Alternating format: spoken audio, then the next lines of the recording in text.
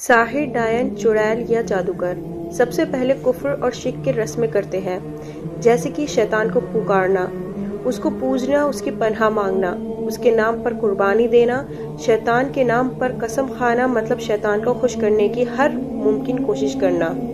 اور کچھ میجیشین شیطان کو خوش کرنے کے لیے قرآن پاک کی بے حرمتی کرتے ہیں، قرآن کریم کو گندگی اور ناپاک چیزوں سے لکھ کر قرآن مجید کی آیتوں کو جوتوں میں پہن کر اور ناپاک جگہوں پر چلتے ہیں جیسے ٹوائلٹ وغیرہ میں۔ اور جب جن کے سرداروں نے دیکھ لیا ساحر کا کفر، شرک اور وفاداری تو اس کے بدلے وہ ایک سمجھوتا کرتا ہے اور غلام جنوں کو اس کے حوالے کرتا ہے۔ اس کے بعد وہ ساری زندگی کفر اور شرک کی رسمیں ادا کرنے میں گزار دیتا ہے۔ میجیشین کو ایک خوش فہمی ہوتی ہے کہ جن میرے کنٹرول میں آ گیا، بے وقوف کو یہ نہیں پتا ہوتا کہ وہ خود اس کے کنٹرول میں آ گیا، کیونکہ اگر جادوگر کفر اور شرک کرنا بند کر دے تو شیطان بھی اس کا کام نہیں کرے گا۔ جب کوئی پیسے دیتا ہے جادوگر کو کسی شخص پر جادو کروانے کے لیے تو جادوگر پرسنل انفارمیشن پوچھتا ہے جس پر جادو کروانا ہے، جیسے کہ جس پر جادو کروانا ہے اس کا پورا نام، اس کی ماں کا نام، اس کی ڈیٹ آف برتھ اور جگہ، اس کے کپڑے جس میں اس کا پسینہ لگا ہو، اس کے بال، ناخن یا کوئی اور جسم کا حصہ، اس کی فوٹو یا اس کے گھر کی دھول۔ پھر جادوگر اپنے غلام جنوں کو بلاتا ہے، جنوں کی قابلیت اور تجربے کی بنیاد پر اس کام کو کرنے کے لیے، اور پھر وہ مظلوم پر جادو کرتا ہے اور اس کے کچھ جنوں کو جادو سے باندھ دیتا ہے اس کے پیچھے۔ جتنا مشکل کام ہوگا اتنا ہی زیادہ تجربے والا جن کو بلا کر اس کو کام دیا جائے گا۔ اکثر جادوگر اپنا جادو کسی کھانے پینے کے سامان میں کرتا ہے اور کھلانے کے لیے کہتا ہے، یا پھر کسی مٹی، تعویذ یا پتلے پر جادو کرتا ہے اور کروانے والے کو مظلوم کے گھر پر دفنانے کو بولتا ہے تاکہ جن کو آسانی ہو اس شخص کو ڈھونڈنے میں۔ اور پھر ایک بار جب جن اپنے شکار کا پتہ لگا لیتا ہے تو پھر وہ اس کو کچھ دنوں تک دیکھتا ہے اور فالو کرتا ہے، صحیح وقت آنے پر مظلوم پر حاوی ہوتا ہے اور نقصان پہنچاتا ہے۔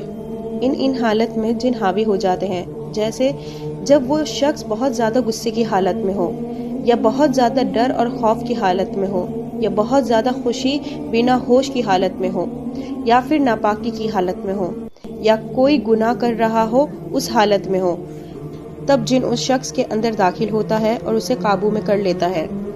اب یہ جن اس شخص کے دماغ کو پوری طرح سے کنٹرول کر لیتا ہے، پھر یہ جسم کو پوری طرح سے کنٹرول کر لیتا ہے اور جادوگر نے جیسے کہا اس طرح وہ کام کرنے لگتا ہے، جیسے کسی انسان کے لیے اس کے دل میں نفرت یا پیار بھرنا، بیمار کر دینا جس کا کوئی ریزن نہ ہو، اس کے دماغ میں سرگوشی ڈالنا یا کچھ الٹی چیز کروانا۔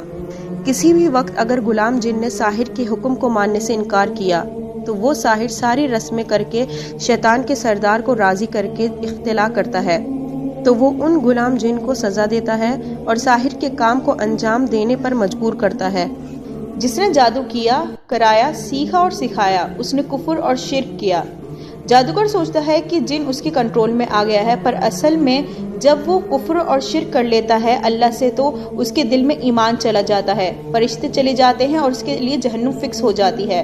اب شیطان کو کیا ضرورت ہے اس کا حکم ماننے کی؟ شیطان کبھی بھی چاہے اس کو چھوڑ سکتا ہے، مار سکتا ہے یا جادوگر کو ہی نقصان پہنچا سکتا ہے۔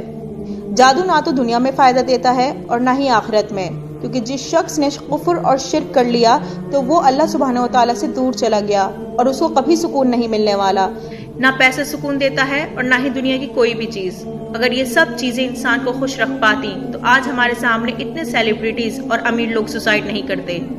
جادوگر کو ساری عمر کفر اور شرک کرنا پڑتا ہے، چاہے اسے وہ پسند ہو یا نہ ہو، اور اگر وہ نہیں کرے گا کفر اور شرک تو شیطان بدلے میں اس کی جان لے لیتا ہے۔ کچھ ایسی باتیں جو میں نے اس ریمائنڈر میں نہیں بتائیں، شیطان کو خوش کرنے کے لیے کچھ ایسی حرکتیں بھی ہیں جن کا ذکر کرنا مشکل ہے۔ کوئی کہے میں جادوگر نہیں ہوں اور میں مولانا، مولوی، پیر، بابا، گرو یا عالم ہونے کا دعویٰ کرے، لیکن اس کی حرکتیں ان میں سے کسی ایک بھی چیز سے ملتی ہیں تو وہ جادوگر ہے۔ السلام علیکم ورحمۃ اللہ وبرکاتہ۔ جزاکم اللہ خیرن۔